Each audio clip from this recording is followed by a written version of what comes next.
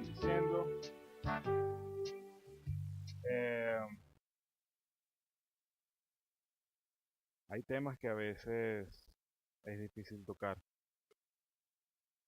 Les doy la bienvenida nuevamente a todos nuestros hermanos, a todos los que nos están visitando el día de hoy, igualmente a todas las personas que nos están escuchando hoy a través de Facebook. Los sermones, los mensajes se están grabando y se están publicando en la página de Facebook de la iglesia. Usted busca Iglesia Bautista Central de Ocumare en Facebook y, y verá allí los mensajes que se han ido siendo publicados, al igual que en YouTube. Como les decía, hay temas que es difícil tocar, hay temas que no nos gusta tocar. Sin embargo, son cosas que están allí. La muerte es algo cotidiano para cada hombre, para cada mujer y para cada niño que respira sobre este planeta. Podemos tener diferencias de todo tipo, edades, raza, credos, idioma, preferencias políticas. Incluso hoy en día ha entrado muy en boga diferencias de preferencia sexual y muchas otras cosas que hoy son tenidas como normales.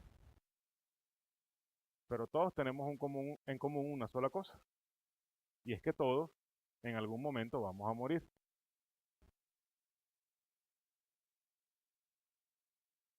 Es lo que tenemos en común todos los seres humanos que estamos pisando esta tierra, porque el sabio tiene sus ojos en su cabeza, mas el necio anda en tinieblas. Pero también entendí yo que un mismo suceso acontecerá al uno como al otro. Eso dice Eclesiastés 2:14. No hay diferencias a la hora de morir. Todos tenemos que enfrentarnos con ese momento. Hoy día la muerte es un hecho que preferimos ignorar, que preferimos esconder todo el tiempo que sea posible, aunque no lo parezca. Hablamos de la muerte todo el tiempo, pero en el fondo la verdad es que no enfrentamos ese suceso como algo real que está en nuestras vidas. Quizá hace algún tiempo, hace bastante tiempo, en tiempos pasados, hablo del siglo XIX, siglo XVIII y antes de eso, la muerte era algo más real. No había tanto avance en la medicina, en la salud. Se veían cosas como que a los niños no se les ponía nombre sino hasta después de un año, 2 años, porque era muy común que un niño muriera a esa edad, antes de esa edad. Era muy común que una persona muriera en sus 20 o en sus 30 años. Y una expectativa de vida tan reducida nos pone en contexto. No era algo que rehuyéramos, sino que como sabíamos que estaba la muerte allí, y era algo presente, algo que no nos dejaba olvidarlo, la gente se aferraba más a lo espiritual que a lo material. Hoy en día, con todos los avances que tenemos, quizá usted me dirá, bueno, aquí en Venezuela quizá estamos perdiendo un poco de eso, pero la verdad es que a nivel mundial, los avances en la salud y en la medicina nos han vuelto un pueblo muy, digamos, aséptico, muy limpio, muy cuidado. Hoy hay gel antibacterial y un montón de cositas y medidas y procedimientos y recomendaciones para todo tipo de cosas. Hoy es más difícil que, que alguien se muera de una infección. Repito, aquí en Venezuela de repente estamos viviendo una situación diferente por el momento, pero a nivel mundial el avance de la humanidad es que hemos extendido nuestra expectativa de vida y como resultado nos hemos vuelto más materialistas y menos espirituales. Entonces hoy la muerte la suavizamos, la maquillamos y la volvemos a meter en la gaveta tan pronto como es posible. Eso es un tema del que no hablamos más que cuando se muere alguien. Y lo hablamos, ¿sabes? Una pasadita y ya. Y ahí quedó. Pero hay mucho que decir acerca de la muerte. La muerte no es simplemente el fin de la vida y ya. Hay muchas cosas antes del momento de la muerte y después del momento de la muerte que vale la pena eh, hablar, entender.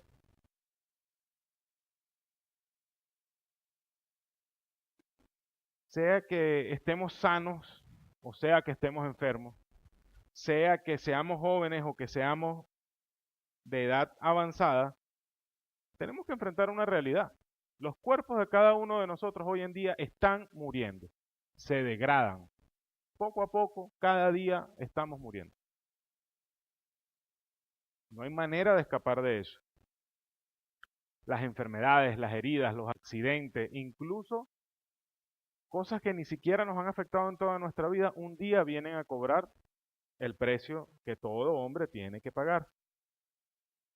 Ayer o anteayer nos llegó la noticia de que un vecino de nosotros, una persona joven que recién había empezado su familia, hijos pequeños, planes, sin ninguna enfermedad conocida. Nada, nada. O sea, no podemos decir nada que nos explique, porque todavía no sabemos cómo murió, la verdad. Este, murió. Llegó la noticia de que había fallecido. Así tan repentino y tan rápida es la muerte. Otras personas están enfrentando enfermedades mortales, largas, dolorosas, muriendo lentamente y enfrentando sufrimientos que alimentarían nuestras pesadillas por incontables noches.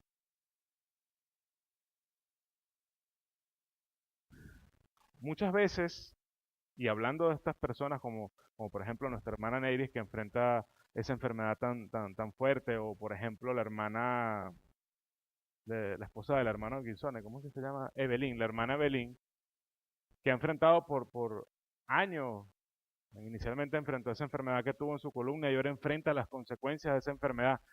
El señor Ramón que visitamos ayer, hace 32 años él recibió un disparo en la que le seccionó la médula espinal a una altura bastante alta, cervical creo que, y lo dejó inmóvil, postrado en una cama desde hace 32 años, enfrentando todos los sufrimientos que eso conlleva. Y en esos casos, o sea, muchas veces la muerte es una realidad potencial que nosotros pensamos que estamos tomando en cuenta. Pensamos que a lo mejor la gente que enfrenta una enfermedad de este tipo, sus familias se pueden preparar mejor, ellos mismos se pueden preparar mejor para el momento en el que suceda lo inevitable, si es que eso es lo que ha de suceder. Pero nadie se puede preparar lo suficiente. Y mucho menos si no enfrentamos las realidades que implica la muerte para nosotros como cristianos.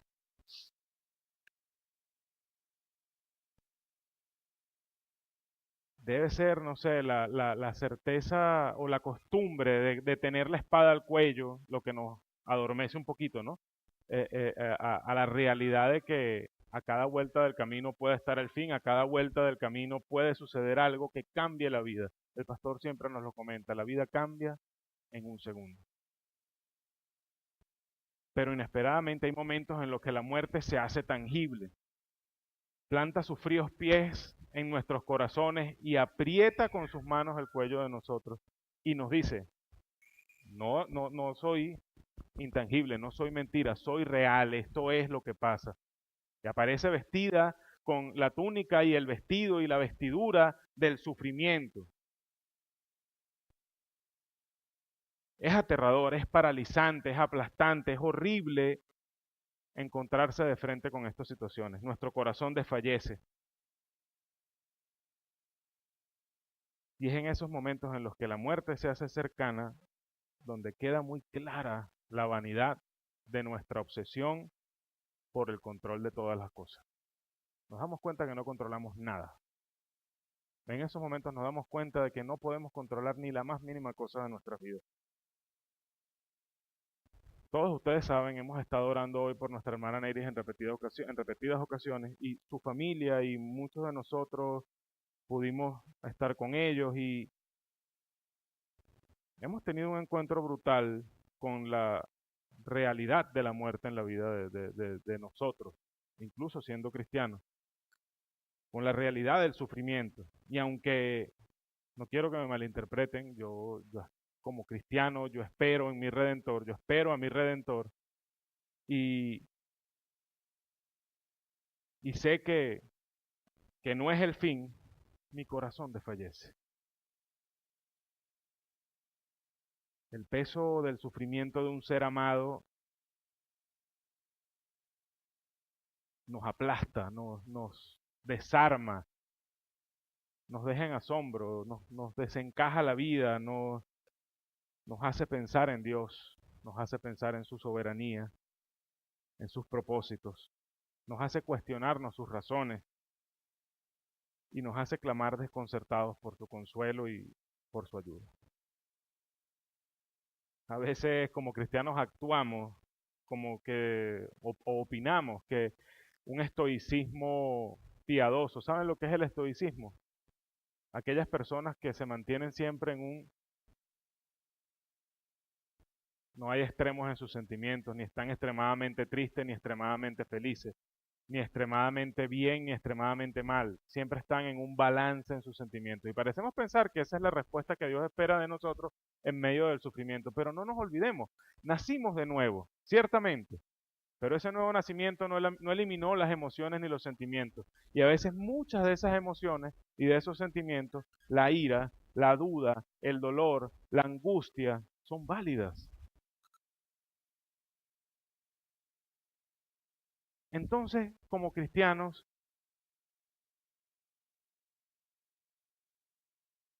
¿cómo enfrentamos esos momentos? ¿Cómo ser cristianos en medio del sufrimiento?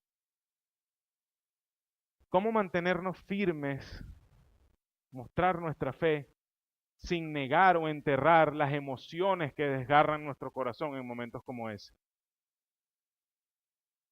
¿Cómo ser cristianos cuando no encuentro sentido a lo que está pasando? ¿Cómo agradecer a Dios en momentos en los que lo único que quiero es preguntarle por qué?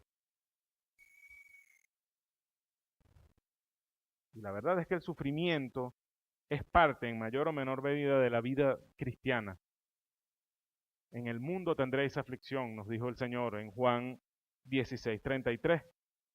Pero cabe la posibilidad de que sea algo más que una parte de nuestra vida cristiana, de nuestra experiencia como creyentes. Vamos a ver un poco qué es lo que nos dice nuestro texto del día de hoy. Vamos a estar leyendo los versículos 3 y 4 del capítulo 1 de Primera a los Tesalonicenses. Dice la palabra del Señor: Debemos siempre dar gracias a Dios por vosotros, hermanos, como es digno, por cuanto vuestra fe va creciendo y el amor de todos y cada uno de vosotros abunda para con los demás. Tanto que nosotros mismos nos gloriamos de vosotros en las iglesias de Dios por vuestra paciencia y fe en todas vuestras persecuciones y tribulaciones que soportáis. Los creyentes en Tesalónica, que era donde estaban esta iglesia de los tesalonicenses, merecían un doctorado honorario en sufrimiento. Sus tribulaciones y persecuciones están asentadas en el libro de los Hechos y en las dos cartas que Pablo escribió a esta iglesia. Y si se dan cuenta y leen con detenimiento esas dos cartas, verán que una parte importante habla de las persecuciones, de las tribulaciones que sufrieron tanto los apóstoles como ellos mientras se dedicaban a predicar la palabra. Ellos estaban siendo ampliamente probados. Es verdad que si nos ponemos minuciosos, podemos decir que lo que dice aquí nuestro texto, tribulación y persecución, podemos decir que son cosas diferentes o tal o cual cosa, pero yo hoy no quiero caer en esa diferenciación. Yo quiero hablar de que tanto las persecuciones como las tribulaciones que sufrieron estos hermanos eran esencialmente pruebas, pruebas que estaban enfrentando ellos. Y el punto principal del pasaje no es la prueba o la persecución o la tribulación, sino la manera en la que estos creyentes la enfrentaron, la manejaron. Dice el texto, por vuestra paciencia y fe en todas vuestras persecuciones y tribulaciones que soportáis. Y hay tres palabritas aquí, paciencia, fe y el verbo soportar. Yo quiero que vayamos un momento a la carta a los Romanos, capítulo 5. Vamos a estar leyendo desde el verso 1 y viendo qué nos dice el Señor a través de su palabra. En el versículo 1 leemos, justificados pues por la fe, tenemos paz para con Dios por medio de nuestro Señor Jesucristo. Y a veces como creyentes, nuestra naturaleza nos hace pararnos aquí. Tenemos paz para con Dios. Y es verdad, todos los que hemos venido a Cristo, todos los que hemos puesto nuestra confianza y nuestra fe en la obra salvadora de Jesucristo, hemos sido reconciliados con Dios. Pero el pasaje dice más. La salvación es más grande. La salvación es completa. La salvación abarca más que simplemente, y no se me malentienda, digo simplemente porque a veces solamente hablamos de esa parte y no de lo demás.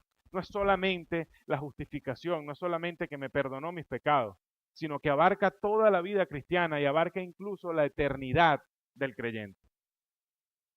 Seguimos leyendo. Por quien también tenemos entrada por la fe a esta gracia en la cual estamos firmes y nos gloriamos en la esperanza de la gloria de Dios. Y dice la Escritura que tenemos entrada por la fe, ¿a qué? Dice el texto, a esta gracia por la cual estamos firmes. Esta gracia es gracia que Dios nos da para permanecer firmes. ¿Firmes en qué? En nuestra fe, en lo que hemos creído, en las promesas de Dios que están en su palabra. Por la fe tenemos entrada a esta gracia por la cual estamos firmes. Nos mantenemos firmes e inamovibles como una roca en medio de la inundación, sostenidos por las promesas de la palabra de Dios y por la fidelidad de aquel Dios que inspiró esta palabra. De manera que enfrentamos la prueba con la fe de que nuestro poderoso Dios, que tuvo misericordia de nosotros, nuestro amoroso Cristo que derramó su sangre en la cruz del Calvario, también nos dará la gracia para permanecer firmes. Continuamos en Romanos y dice allí el texto en el verso 3, y no solo esto, sino que también nos gloriamos en las tribulaciones, sabiendo que la tribulación produce paciencia. Y volvamos a mirar con cuidado el texto aquí. Dice allí que la tribulación produce paciencia. Produce, como es entendida en la Biblia la palabra paciencia, largura de ánimo. Un ánimo que se mantiene, un estado de ánimo que se mantiene estable a lo largo del tiempo y que es lo que nos permite soportar aun cuando las circunstancias son extremadamente adversas. Entramos a la prueba con fe y según nos está diciendo el texto en Romanos, salimos de ella con paciencia.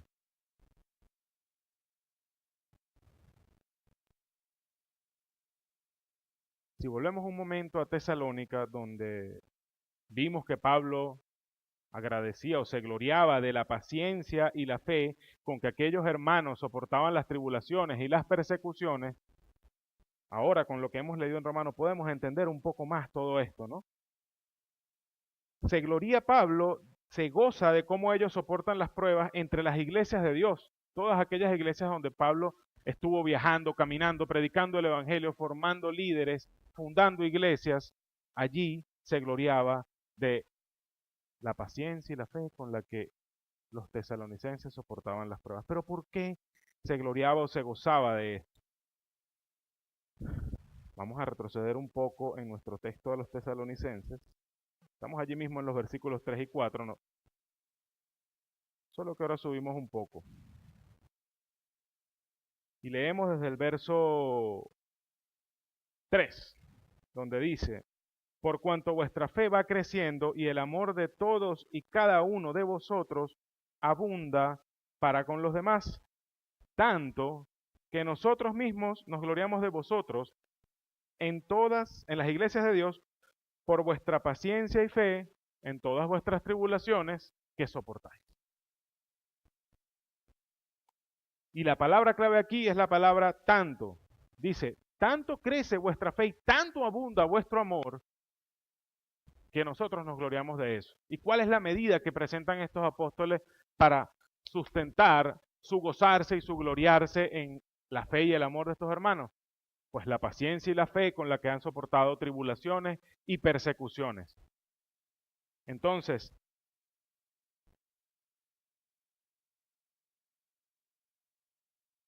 es la manera en la que enfrentamos la prueba lo que habla de nuestro carácter cristiano, de nuestro crecimiento cristiano. El crecimiento espiritual no se demuestra viniendo a la iglesia y sonriendo y apareciendo feliz ante todo el mundo. El crecimiento cristiano no se demuestra conteniendo el llanto ante una situación que amerita la aflicción y el dolor y el llanto. El crecimiento cristiano no se demuestra asistiendo a grupos de oración o de estudio, no se demuestra haciendo buenas obras. El crecimiento cristiano se demuestra por cómo enfrentamos las pruebas de nuestra vida cristiana. Y no solamente es que esto es demostración, sino que además la prueba produce crecimiento.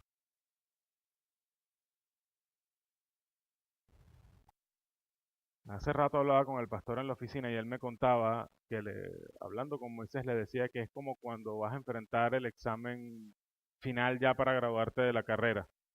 Una situación de estas es como eso, ¿no? Va uno con aquel temor y aquella ansiedad de saber cuál va a ser el resultado de todo aquello. No sabes qué esperar, porque si sacas menos de cierta nota, pues no te gradúas. Y enfrentar aquel examen y entonces salir con la hoja de calificación sabiendo que ha sido aprobado. Nuestra hoja de calificación es nuestra paciencia y nuestra fe en medio de las pruebas.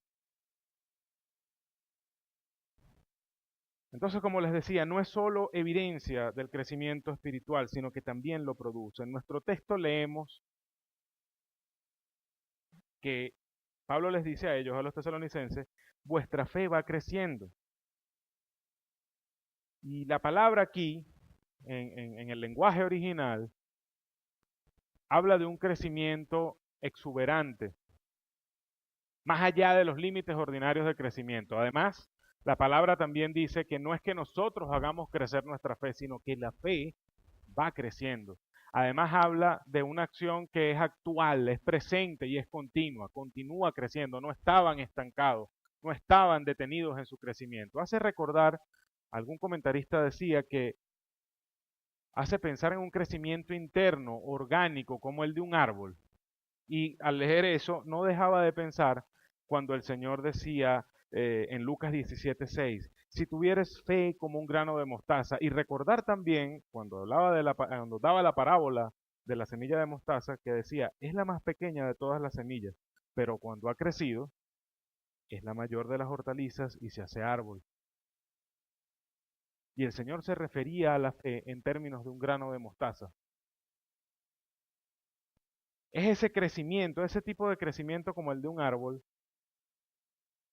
que crece exuberante y frondoso en medio de nuestras vidas. Pero, ¿cómo crece nuestra fe de este modo? Ustedes recuerdan la historia de Moisés. La mayoría de nosotros la hemos escuchado, hemos leído el libro de Éxodo y vemos que la fe de Moisés creció a lo largo de su carrera. También tuvo grandes tropiezos, pero creció. A medida que iba avanzando el camino que Dios le marcó, sucedían cosas. El Señor movía su mano con poder y ratificaba a Moisés su nombre, su poder, su autoridad y su soberanía. Y cada vez que el Señor libraba al pueblo de una u otra cosa, era algo que Moisés agregaba al catálogo de experiencias que, ¿cómo diríamos?, afirmaban la realidad del poder de Dios. Afirmaban la realidad de que Dios saldría por ellos sin importar qué. No había un mar que los detuviera, no había falta de agua o falta de alimento que lo hiciera parar en su propósito de sacar a Israel a la tierra prometida. Entonces, por paralelo, podemos decir que la fe del cristiano crece en la medida en que es probada. No necesito tener fe si no tengo la ocasión para ejercer esa fe. ¿A qué me refiero? Si Dios no me pone en una situación donde lo único que me puede salvar es el poder de Dios, yo no tengo que usar mi fe. Es como si dijera, yo confío en que los aviones son un medio de transporte no sé cuántos por ciento más seguro que los vehículos. Yo creo eso, porque esa es la estadística que dan, pero nunca me he montado en un avión. Es cuando yo me subo en el avión, cuando yo pongo a prueba la fe y los hechos y los números. Igual que una silla. Yo puedo decir que esta silla está muy bien construida, que puede soportar mi peso. Yo eso lo creo porque la veo, conozco el modelo de silla, lo he visto en otros lados, pero hasta que yo no me siento, no pongo a prueba mi fe. Es cuando pongo en riesgo mi integridad, cuando pongo en riesgo mi vida o mis intereses, mis anhelos, mi bienestar, lo pongo todo en manos de Dios en dependencia de Él. También vemos en nuestro texto que dice, el amor de todos y cada uno de vosotros abunda para con los demás. Y aquí el término en el lenguaje original también habla de crecimiento, aunque de una manera diferente. Habla de como cuando un río crece y se sale del cauce e inunda todo aquello que está a su paso.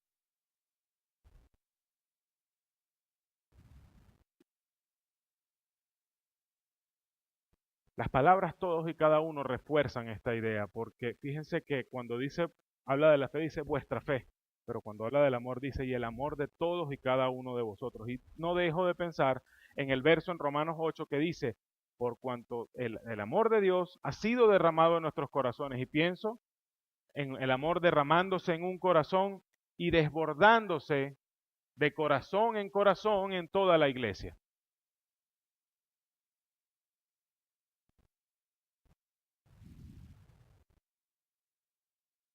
Desbordándose de un corazón a otro en medio de la persecución y la tribulación, en medio de la prueba, en medio del sufrimiento, pero también en medio del gozo y de la alegría. Este crecimiento de la fe y del amor en medio de la prueba es algo colectivo. Dice, vuestra fe, vuestra es un pronombre personal que está en plural. Y dice, el amor de todos y cada uno, está hablando de todos los que estaban en la iglesia. Es algo colectivo. Ciertamente el Señor trata con cada uno de nosotros de manera individual, pero Pablo está diciendo aquí que la fe de aquella iglesia y el amor de aquella iglesia crecían, se mantenían en crecimiento. Ellos sufrían con el que sufre, lloraban con el que lloraba, se alegraban con el que se alegraba, reían con el que reían.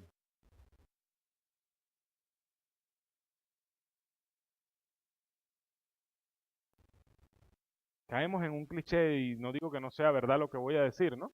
Siempre decimos, si tú quieres que en tu iglesia haya amor, entonces tienes tú que amar primero. Pero yo me pregunto si entendemos de verdad a fondo lo que significa esto. Y este texto lo explica. Lo repito, lo que dice en Romanos, el amor de Dios ha sido derramado en nuestros corazones y unido con esta idea acá, yo imagino un corazón llenándose de ese amor derramado por Dios y desbordándose de un corazón a otro. Es el amor de primera a los Corintios 13, el amor desinteresado, que no se preocupa por lo propio, que solamente piensa en lo que hace bien al prójimo.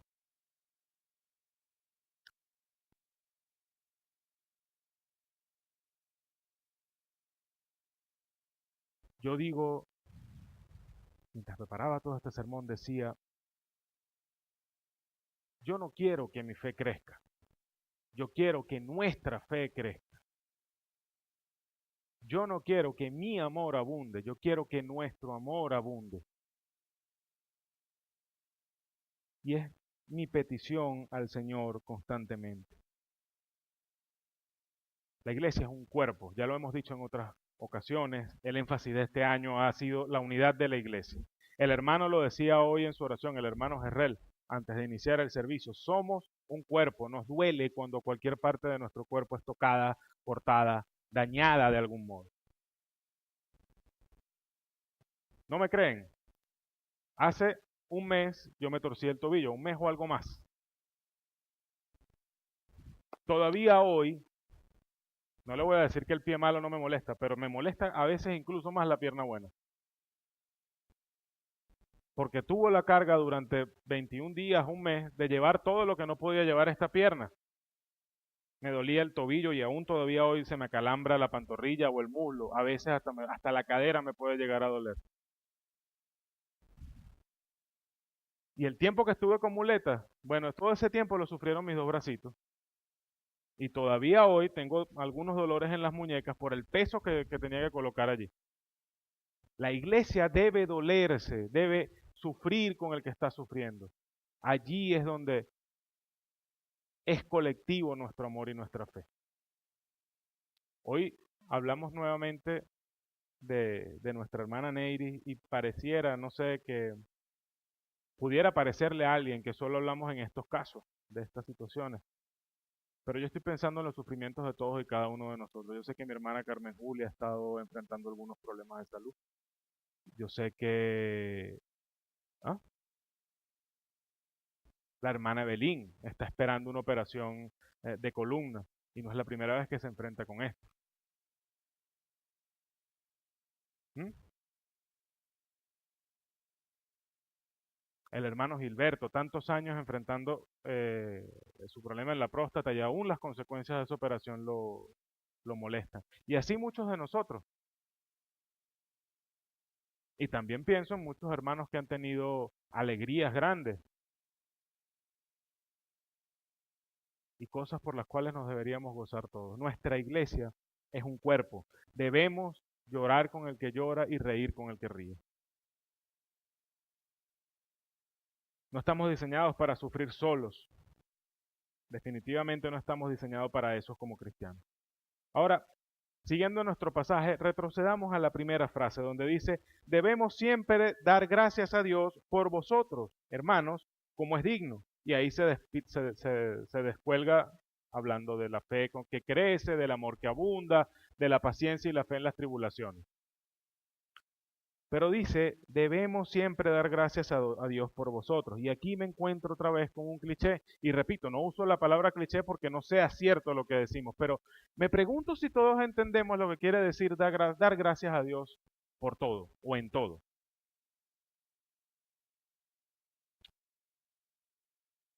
Alguno me podrá decir, bueno, hay que agradecer en todo porque Dios así lo manda. Yo le diría que me parece muy sabio obedecer al Señor, pero me parece que la respuesta queda corta. Alguno podrá decirme porque hay que agradecer en todo, porque aunque no entendamos lo que está haciendo el Señor, incluso todo lo malo Él lo puede usar para nuestro bien. Y yo le diría, me parece una respuesta adecuada. Ciertamente es así, Él todas las cosas las puede usar para nuestro bien. Pero pienso que ambas respuestas se quedan cortas, porque no expresan en verdad la naturaleza de aquel Dios en el que creemos, de aquel Dios que nos ha salvado, de aquel Dios que nos da su gracia para estar firmes. Definitivamente Dios manda a obedecer, pero no quiere siervos que obedezcan ciegamente. Definitivamente Dios usará cada circunstancia en nuestras vidas sin importar su naturaleza para lograr su propósito en nuestras vidas, que seguramente será bueno, porque si este Dios dio a su Hijo para morir en nosotros por una cruz, nada de lo que Él haga para nosotros podrá ser malo. En su resultado final me refiero. Ahora, si nos fijamos bien, Pablo no está dando gracias por las pruebas de los tesalonicenses, sino que está dando gracias por las vidas mismas de aquellos hermanos. Y hay que entender una cosa. A pesar de que Dios puede usar el sufrimiento y el dolor en las vidas de nosotros para producir crecimiento espiritual, para enseñarnos cosas, la realidad es que la muerte, el sufrimiento, el dolor son consecuencias de la caída del hombre en Edén. En ninguna parte del capítulo 1 de Génesis yo leo o puedo encontrar algo que diga, y dijo Dios, sea el sufrimiento y el dolor, o sea el pecado. Pero sí encuentro que Dios dijo en Génesis 1:31, y vio Dios todo lo que había hecho, y he aquí que era bueno en gran manera. Pero por la caída de Adán, esta creación cayó en maldición y desde ese momento la muerte, la enfermedad, el sufrimiento, el dolor son aberraciones que se introdujeron en la creación buena de Dios. Son flagelos que nos golpean y nos torturan. Sin embargo, Dios puede usar todas las cosas, buenas o malas, para obrar en nuestro mundo y en nosotros. Y esto es lo que agradece Pablo. En primer lugar, Pablo da gracias a Dios porque los hermanos en Tesalónica están creciendo. Crecen en fe, crecen en amor, están creciendo, no están estancados. En segundo lugar, y este crecimiento es incluso a pesar de las tribulaciones y de las pruebas, y a causa de las tribulaciones y las pruebas. En segundo lugar, Pablo agradece porque han salido espiritualmente victoriosos una y otra vez de las pruebas. Habla de paciencia y fe con la cual soportan aquellas tribulaciones. En tercer lugar, Pablo agradece que todo esto es una prueba, una evidencia de que Dios les ha tenido por dignos del reino de Dios. Leamos el versículo 5 de 2 Tesalonicenses 1. Dice, esto es demostración del justo juicio de Dios, para que seáis tenidos por dignos del reino de Dios, por el cual asimismo padecéis. Es la evidencia de nuestra conversión. Dice la palabra, el que no naciere de agua y del Espíritu, no puede entrar en el reino de Dios. Y es que el hombre no es digno del reino de Dios. Solamente Dios puede hacer digno al hombre, puede tenerlo por digno de entrar en el reino de Dios.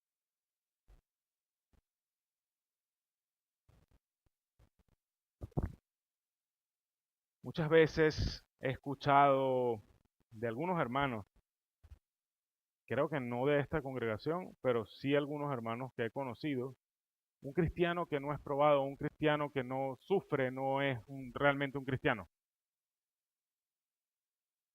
Sí y no. Ciertamente todos enfrentamos luchas y sufrimientos en algún momento de nuestra vida. Pero la evidencia de que somos nuevas criaturas no son las pruebas. La evidencia de que somos nuevas criaturas es la paciencia y la fe con la que enfrentamos esas pruebas. Es el crecimiento espiritual que esa prueba produce. ¿Por qué la gente en el mundo enfrenta los mismos sufrimientos que nosotros, pero continúan revolcándose en el mismo fango de pecado e iniquidad? ¿Por qué el mundo ve con asombro cómo el cristiano cae una y otra vez y cada vez que se levanta más cerca del Señor? Y les asombra ver cómo avanzamos en la vida sostenidos de una esperanza que ellos no entienden. Son los frutos dignos de arrepentimiento. En cuarto lugar, Pablo agradece el destino que les asegura el hecho de ser tenidos por dignos del reino de Dios. Y aquí está, yo creo que el centro de toda la acción de gracia de Pablo. Si leen todo el resto del capítulo 1, como lo leímos hace rato desde el púlpito, verán una serie de profecías respecto a los tiempos finales. Anuncios que no son nuevos, que Pablo no inventó. Están en el Antiguo Testamento también. Veamos por ejemplo el versículo 7 del capítulo 1. Dice, y a vosotros que sois atribulados, daros reposo con nosotros cuando se manifieste el Señor Jesús desde el cielo con los ángeles de su poder. Y aquí hay una palabra hermosa, reposo. Es la promesa de nuestro Dios para todos aquellos que ponen su fe en Jesucristo. Todo el sufrimiento y todo el dolor del mundo, por más incomprensible que sea, podemos irnos de este mundo sin comprender ni un poquito por qué Dios nos dejó sufrir tanto. Pero todo eso no se compara con el reposo que Dios promete a los que han puesto su fe en la obra salvadora de Jesucristo. Es la más importante razón por la cual debemos agradecer en todo el tiempo. ¿Sí lo ven? Agradecemos al Señor en todo tiempo. ¿Por qué? Porque en todo tiempo somos destinados a un destino más glorioso de lo que podemos imaginar. A una eternidad de reposo en la presencia de nuestro Dios. a una eternidad de gozo y de alabanza en la presencia de Jesucristo. No importa lo que pase acá, nuestra esperanza sigue allí.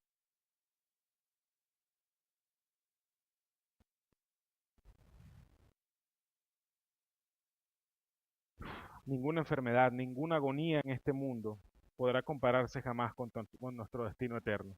Dice en 2 Corintios 5:1, porque sabemos que si nuestra morada terrestre, este tabernáculo, se deshiciere, tenemos de Dios un edificio, una casa no hecha de manos, eterna en los cielos. Esa es la esperanza del cristiano.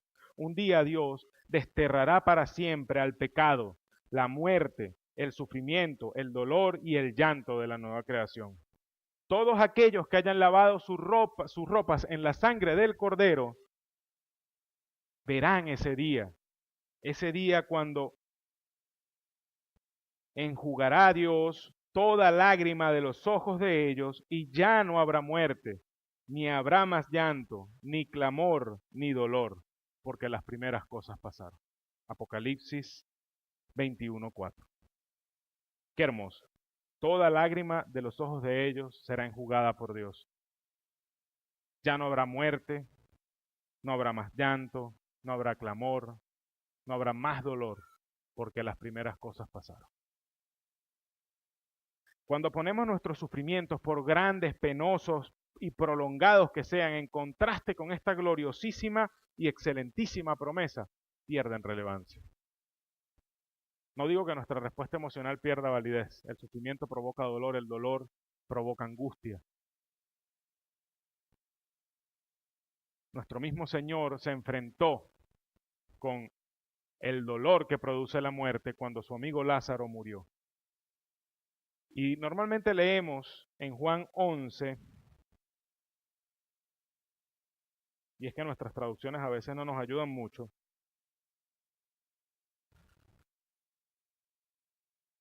Juan 11, versículo 38 dice, Jesús, profundamente conmovido, otra vez vino al sepulcro. Era una cueva y tenía una piedra puesta encima. El sepulcro de Lázaro, su amigo, fue allá y dice la palabra que estaba profundamente conmovido. ¿Saben lo que dice en el lenguaje original acerca de la palabra conmovido? Esta traducción, cuando dice profundamente conmovido, nos hace pensar en un Dios que estaba triste, en un Jesús que estaba sin saber muy bien qué hacer, dolido. La palabra en el idioma original dice que Jesús estaba profundamente enojado. Tenía ira. Tenía ira por el daño que el pecado había hecho en el mundo. Tenía ira por la destrucción que ocasionaba la muerte, por la angustia y el dolor que causaba la muerte en aquellas personas, en Marta, en María, en los amigos de Lázaro. Sin embargo, su expresión de aquella ira no fue una pataleta ni una discusión con Dios, fue llanto y oración. No está mal tener las emociones que nos provoca el sufrimiento. Pero como decía, lo que tenemos que poner en las manos de nuestro Dios es la manera en la que manejamos esas emociones, la manera en la que manejamos ese sufrimiento que producen las pruebas. Paciencia y fe.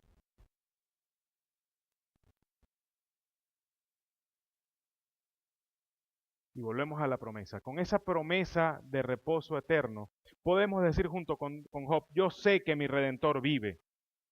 Yo sé que mi Redentor vive. No adoramos un Dios muerto. Nuestro Redentor vive. Y al fin se levantará sobre el polvo. Y después de deshecha esta mi piel, en mi carne, he de ver a Dios. Al cual veré por mí mismo, y mis ojos lo verán, y no otro.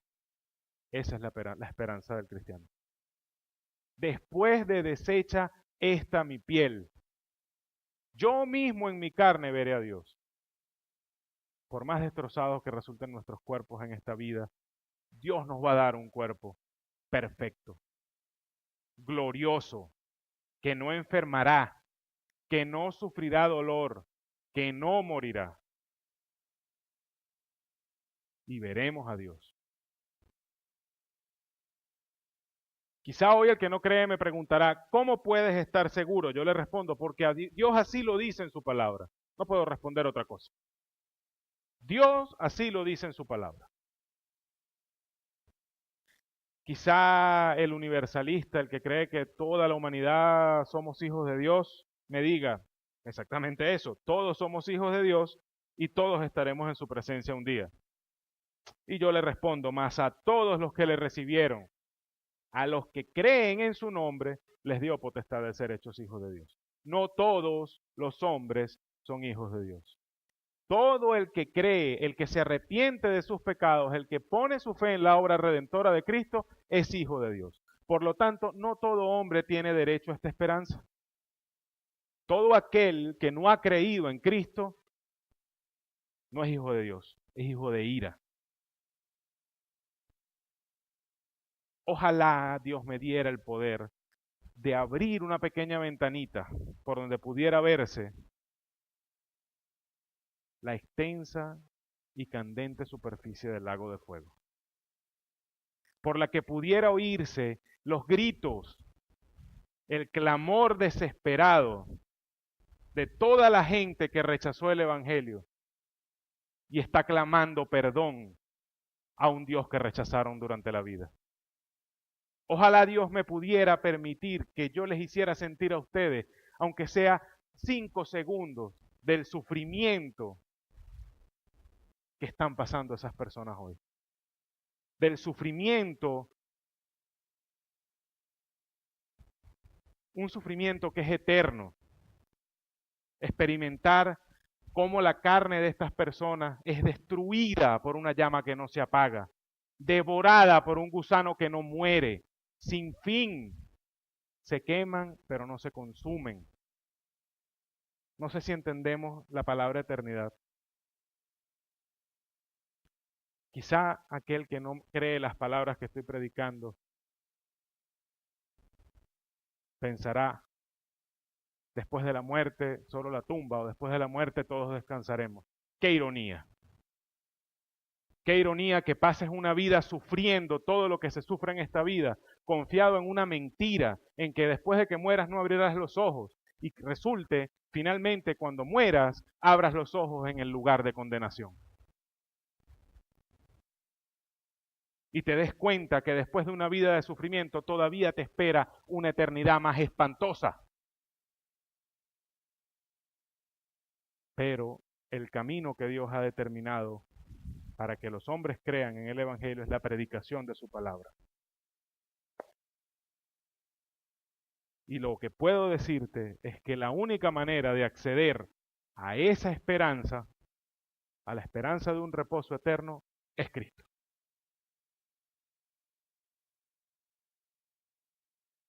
Debes reconocer tu pecado, debes arrepentirte de tu pecado, debes poner tu fe en que la muerte de Jesucristo pagó por tus pecados, en que Cristo fue sepultado y fue resucitado al tercer día para sellar la salvación de los hombres. Solamente poniendo tu fe en Jesucristo podrás ser salvo. Solamente poniendo tu fe en Jesucristo podrás estar seguro de que no importa el sufrimiento que estés enfrentando en este momento, tu eternidad la pasarás en gozo delante de tu Señor. Yo sé que mi Redentor vive. Yo sé que después de deshecha esta mi piel, en mi carne he de ver a Dios. Yo y no otro. Si rechazas este mensaje y no atiendes al llamado del Señor, quizá tu eternidad sea diferente.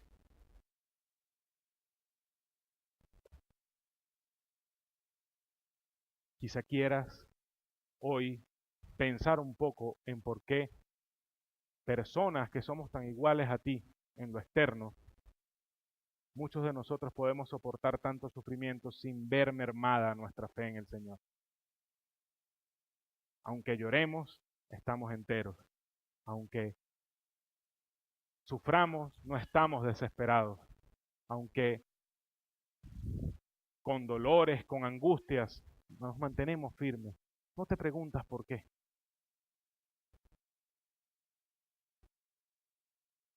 Y es que nuestra esperanza no está en esta tierra. Nuestra esperanza está en el cielo con Dios. ¿Dónde está tu esperanza? Que el Señor les bendiga.